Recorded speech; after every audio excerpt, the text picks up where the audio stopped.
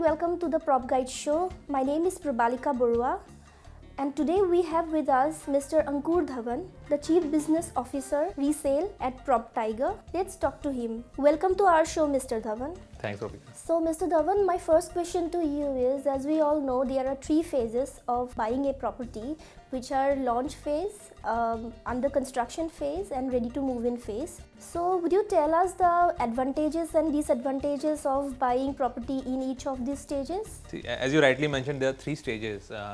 Whenever a developer thinks of a new project after he has done the land acquisition and he has already decided what has to build after some approvals, first he does is test the market by doing a pre-launch. What he does is in this stage is basically launch a project at a very, very attractive price, and he gives a discount, good discount for any investors to start looking at this project in a serious manner. Once the project has got all the approvals where the construction can start, then it is called launch. When the developer has approval and he can sell openly in the market, then we call it a launch stage. After that, you will assume that after some time the construction has happened, some work has gone, some buildings are ready. That is where we call under construction. And finally, the fourth stage which you talked about is when the project is ready, when people can start living, or maybe closer to ready. 6 months there is a timeline in which the project will be ready. So these are four stages where we can see the project goes through the cycle we can talk about. Now every cycle has a different advantage for an end user and investor. The pre-launch stage is basically meant for the investors because the risk element of a project is very, very high. Many a times the approval does not come. Also, the kind of flat, whatever will be built, the project, the amenities or the structure, everything is questionable. There is no floor plan available. So end user will always find it tough to buy a project in a pre-launch stage. Though some of the end user will say, okay, I am getting such a good price, let me take that risk. But typically what we assume or whatever we have seen till now, 80 to 90% buyer in pre-launch stages, a buyer who is investor. Now when the project gets launched, at that stage also we see that some end users start coming because they have some assurity from the developer that all the approvals have come. Then you will see some end user starts. Even then I'll say the people who come and buy, they might call themselves end user, but the project completion takes 3 to 4 years. So at that stage, even if I think that I want to stay in this home, by the time it is complete, I'm not sure. My requirement might change. I might move into new cities. I want a bigger house. So they also become kind of pseudo investor, I'll say.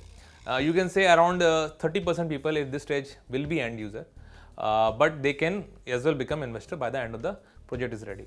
Only in the last two stages where the project has gone through some construction, some project is ready, then you will start see end user coming in the project because they have a visibility when it will complete. And by the time the project is complete, mostly end user will buy because the return which you talk about, which comes for an investor, it only comes in the beginning stage of the project when we has not put too much capital.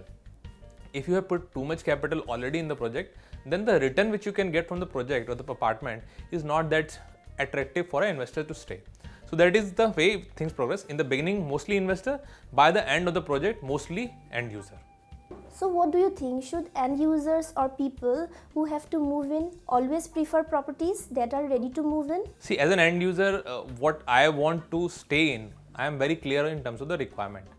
When I am trying to buy a property which is very, very in pre-launch stage or launch stage, I am not sure how the locality will develop, how the project will structure, how the construction quality will be. So the risk is high. That's why end user should not buy a property in a very, very early stage unless he is very, very pressed up for the pricing. The discussion is only about the budget, then he can take that risk.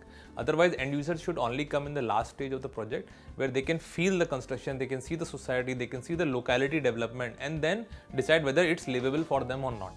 Do investors tend to make a bigger gain in launch phase? Yeah, that's true. Typically, how investor makes money, we have to understand that as well. So when we talk about return, that is return on capital deployed. If an investor is buying a home, let's say he is given a 10 lakh rupees as an initial first few tranches.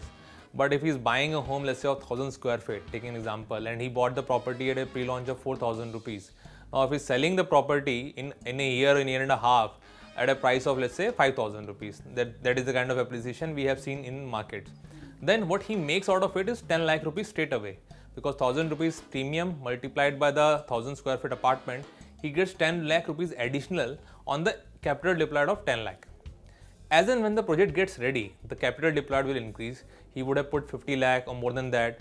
If even in that case he makes a premium of 10 lakh, then it does not make sense, because 10 lakh about 50 lakh is 20% return, and 10 lakh over 10 lakh is 100% return. So that's why investors typically should enter in the very, very early stage of the project and also exit at an opportune time where the capital deployed has not been very, very high. So what are the thumb rules you will suggest to the small home buyers who would like to buy a property? See, there are few important parameters which we need to take care of before we start our search for a home. See, when you're looking to buy a house, first you need to look at your budget. I think the biggest mistake people make is that they think that they can buy a, let's say, 40 lakh house and they don't have a budget of 40 lakh, or they might have an over budget. So budget includes your current savings, whatever you can assume you can get from outside in your network, the loan, and then there's a home loan. And we need to first check our eligibility of home loan which we can get before we think of a budget. If you are under budgeting, then you might not get a right home because it might not suit your requirement, and if you're over budgeting, then you are not going to pay for the home which you're buying. So once the budget is finalized, after you have done your calculation, then you should start looking at various localities which might suit your requirement. There you can go online. All the portals are today have all the data about a locality. So what kind of schools, hospitals, what is the distance it will have from your school, from your office, from your kid's school. You can also look at what are the kind of budget you require to stay in a particular locality based on the prices, and based on that you finalize few localities, 2 to 3 localities which might suit your budget as well as your requirement, as the kind of need you have. Once you have done that, then you should go and look at those localities, what projects are offered by different websites right now.